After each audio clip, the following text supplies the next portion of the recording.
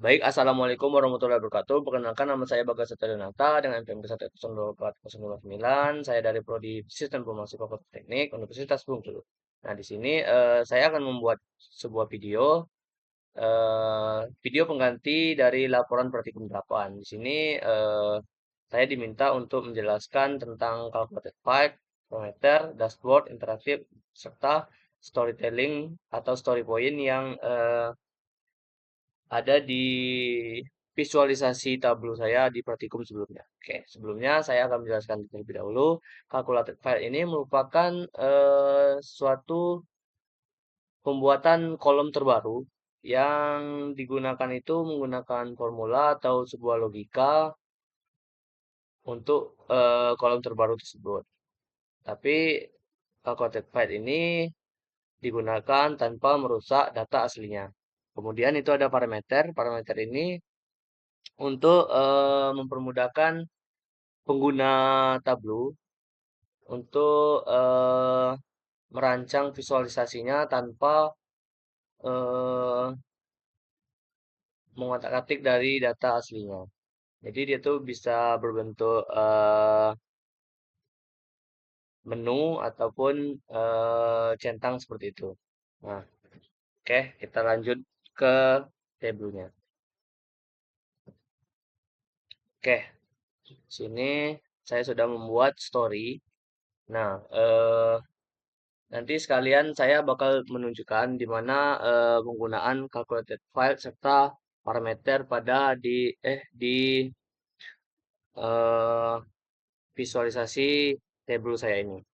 Nah, sini dapat dilihat sebelum saya menjelaskan story pointnya, saya membuat judul siapa yang paling berisiko terkena penyakit jantung koroner. Karena dataset ini merupakan dataset terkait pasien atau yang terkena penyakit jantung koroner. Oke, eh, mungkin sebelum kita berbicara tentang risiko, kita dapat mengenal terlebih dahulu siapa yang sedang kita analisis. Nah, di story point yang kali ini dapat kita lihat bahwasanya distribusi jenis kelamin dari 4.133 pasien yang terkena penyakit jantung koroner ini dapat dilihat bahwasanya komposisi gendernya itu tidak seimbang antara laki-laki dan perempuan, di mana untuk laki-laki itu ada 1.766 dan perempuan itu ada 236,7. Nah, disinilah letak kalkulatan filenya berfungsi. Di sini ada kalkulatan 2, terus ada kalkulation file 3. Sini untuk kalkulation file 2-nya itu merupakan jumlah dari pasien yang terkena penyakit jantung koroner dan ini ada eh, pembeda antara laki-laki dan perempuannya. Oke, lanjut ke story point yang kedua yaitu usia menjadi faktor risiko terkuat. Nah, di sini bar chart yang ditampilkan ini suatu tren yang sangat jelas. Perbedaan bahwasanya semakin tua seseorang itu maka semakin tinggi resiko mereka terkena CHD atau terkena penyakit jantung koroner ini. Nah, mulai dari usia 30-an itu dapat dilihat bahwasanya cuman 4,06% atau di dalam dataset tersebut cuman 22 orang yang terkena. Nah, untuk yang paling tinggi, yang paling berisiko itu merupakan adalah eh, usia rentang di angka 70-an, di mana untuk persentasenya sendiri itu sebesar 50%. Oke, calculator file-nya ini berfungsi di bagian 10 year CHD ini. Terus untuk parameter dapat dilihat di sini kelompok risiko saya beri nama. Nah, dia itu dapat merubah visualisasinya dan dapat melihat di bagian jika kita hanya ingin melihat di yang terkena diabetes. Nah, dapat dilihat sini bahwasanya biasanya rentang dimulai terkena diabetes itu di umur 40-an, sedangkan di umur 30-an itu masih nol ya kalau diabetes. Dan kita bisa menggabungkan dengan hipertensi, dapat lihat di sini. Dan ya, inilah guna dari parameter yang telah saya jelaskan tadi. Oke, untuk insight pada story point yang ini itu naik konsisten dari kelompok 30-an hingga 60-an tadi untuk usia. Terus resiko melonjak mulai dari usia 50-an. Nah, dapat dilihat sini bahwasanya lonjakan tertinggi itu dimulai dari usia 50 tahunan. Oke. eh, Lanjut ke story point yang selanjutnya. Nah, dapat dilihat di sini untuk eh, tekanan darah ini merupakan faktor yang bisa dikendalikan dalam visualisasi ini. Menggunakan calculated file untuk mengkategorikan tekanan darah seperti yang dapat dilihat di sini.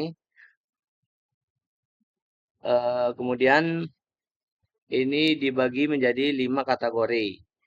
Medis standar yaitu normal, habis itu ada elevated, stage, stage 1, stage 2, habis itu terakhir hipertensi krisis.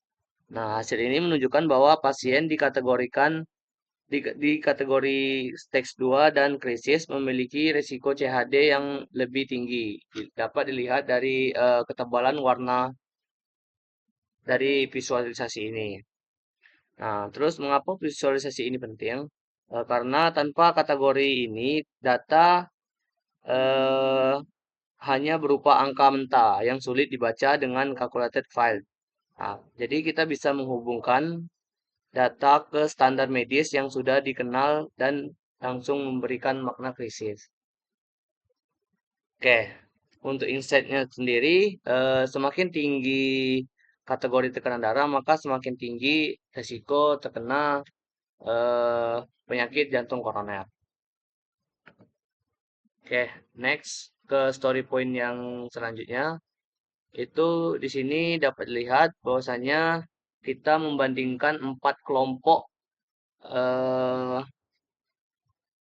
empat kelompok apa nih? Bentar. Kita dapat membandingkan empat kelompok yang paling mencolok dalam penyakit. Nah, seperti diabetes, hipertensi, rokok aktif, dan tanpa faktor sama sekali. Di sini yang paling mencolok adalah hipertensi. Dapat dilihat bahwasanya eh, hipertensi ini hampir mencapai 30.000% ya.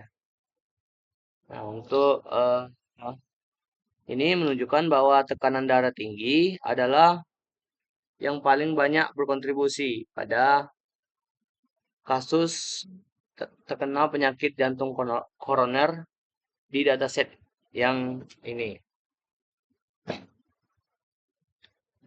Untuk selanjutnya itu merupakan pengaruh kebiasaan. Nah, ini merupakan kategori rokok. Dapat dilihat di sini untuk yang pertama itu 1 sampai 10 batang per hari. Nah,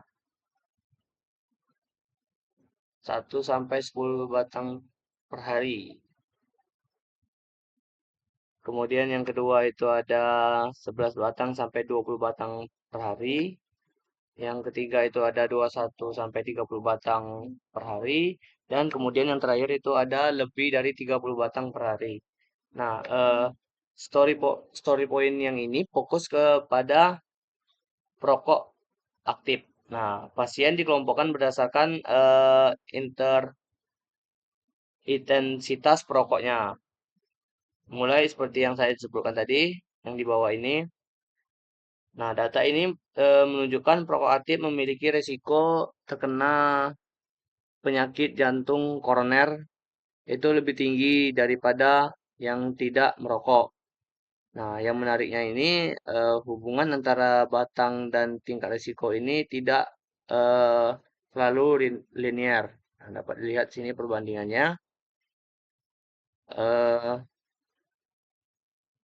untuk insight-nya sendiri, rokok aktif lebih berisiko daripada non rokok seperti yang saya bilang tadi dan untuk berhenti merokok itu merupakan investasi yang paling murah untuk kesehatan jantung. Oke. Oke, untuk yang terakhir ini merupakan kesimpulan atau dashboard dari praktikum saya sebelumnya, di mana untuk kesimpulannya ini dapat saya simpulkan bahwasanya dari keseluruhan visualisasi yang saya buat, analisis dataset CHD atau resiko terkena penyakit eh, jantung koroner itu eh, dapat menjawab siapa yang paling berisiko terkena penyakit jantung koroner dalam beberapa tahun ke depannya. Nah, dimulai dari usia tadi yang seperti yang saya jelaskan, bahwasanya untuk kelompok yang rentan terkena penyakit jantung koroner itu mulai di usia 70 tahunan yang tertinggi. Tapi untuk puncaknya itu mulai dari umur 50 tahunan. Nah, untuk jenis penyakit yang mengikutinya itu eh, dapat dilihat sini hipertensi sebagai penyakit tertinggi yang eh, menyelaraskan dengan penyakit penyakit jantung koroner ini. Nah, untuk perokok itu merupakan kategori yang mempengaruhi juga eh, resiko terkena penyakit jantung koroner. Mungkin untuk penjelasan ataupun video laporan saya untuk pengganti tugas laporan praktikum 8, saya cukupkan sampai sini. Bila terdapat kesalahan, saya mohon maaf. Saya akhiri. Wabillahi taufiq wal hidayah. Wassalamualaikum warahmatullahi wabarakatuh.